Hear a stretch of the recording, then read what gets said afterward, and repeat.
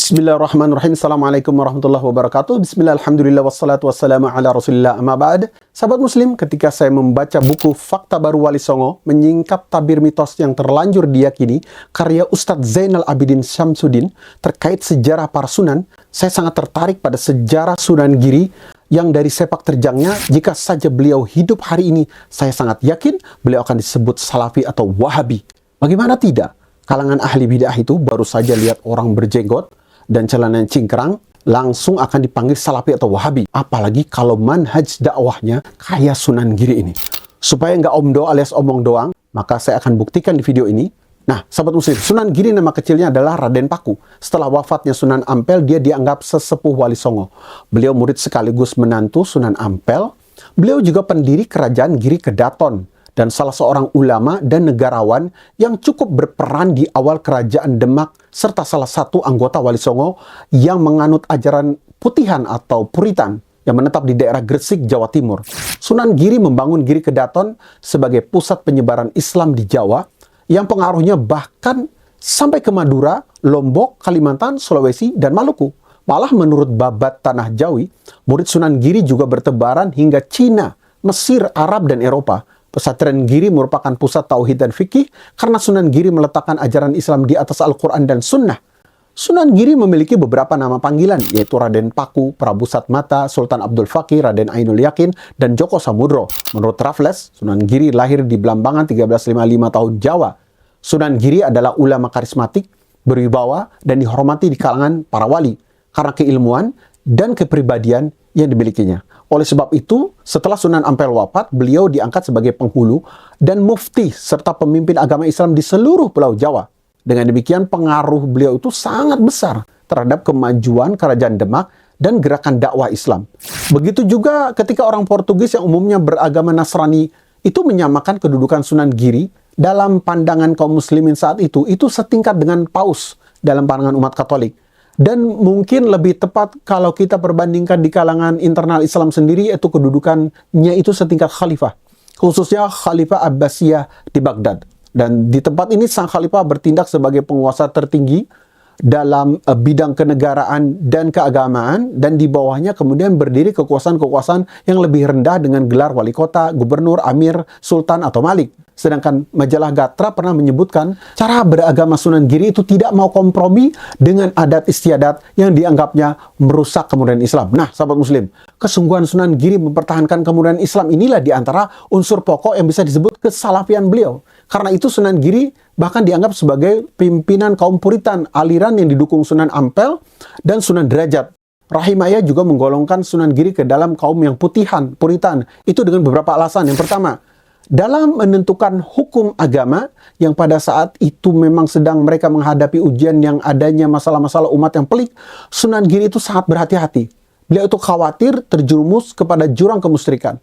Itu sebabnya beliau juga sangat berpegang teguh kepada Al-Quran dan hadis Nabi yang sahih. Yang kedua, ibadah menurut beliau haruslah sesuai dengan ajaran Nabi. Tidak boleh dicampuri dengan berbagai kepercayaan lama yang justru bertentangan dengan Islam.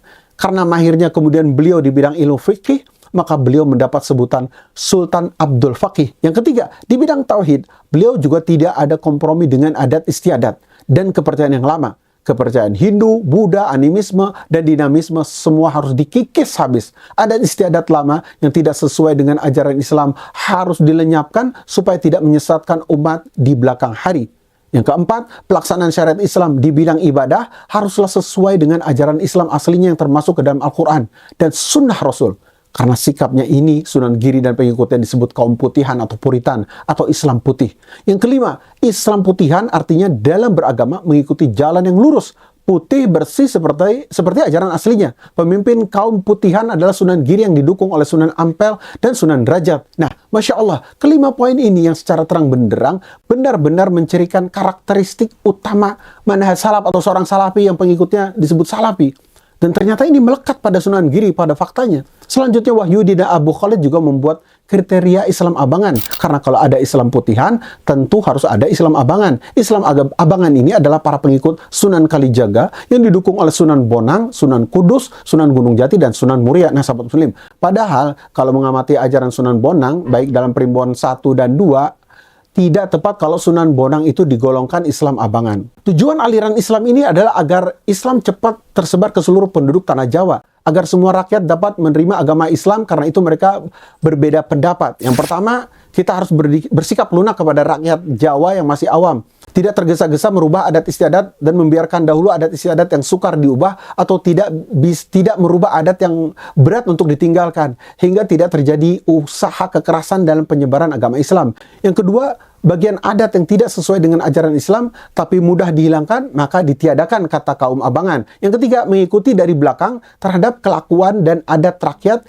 tapi diusahakan untuk mempengaruhi sedikit demi sedikit agar mereka menerima Islam yang benar, yaitu memasukkan unsur Islam pada adat istiadat rakyat. Contohnya dalam hal memanfaatkan kesenian rakyat berupa gending, tembang, dan wayang kulit sebagai media dakwah. Yang keempat, menghindari terjadinya konfrontasi secara langsung atau agar tidak terjadi kekerasan dalam penyiaran agama Islam. Maksudnya ialah mengambil ikannya tanpa mengeruhkan airnya katanya. Kelima, tujuan utama kaum abangan adalah merebut simpati rakyat sehingga rakyat mau diajak berkumpul, mendekat, dan bersedia mendengarkan keterangan. Apa sih ajaran agama Islam itu? Jadi tidak dibenarkan menghalau rakyat dari kalangan umat Islam, melainkan berusaha menyenangkan hati mereka supaya mau mendekat kepada para ulama atau para wali, dan apabila mereka sudah mengerti ajaran Islam, secara otomatis pasti mereka akan meninggalkan sendiri adat dan kepercayaan yang tidak sesuai dengan syariat dan akidah Islam. Demikianlah itu tadi pokok-pokok pikiran yang menjadi perbedaan antara santri abangan dengan santri putihan. Santri abangan ingin mengislamkan orang Jawa secepat mungkin dengan jalan kompromi atau mengikuti arus, tapi tidak hanyut, namun kenyataannya justru banyaknya hanyut sampai hari ini.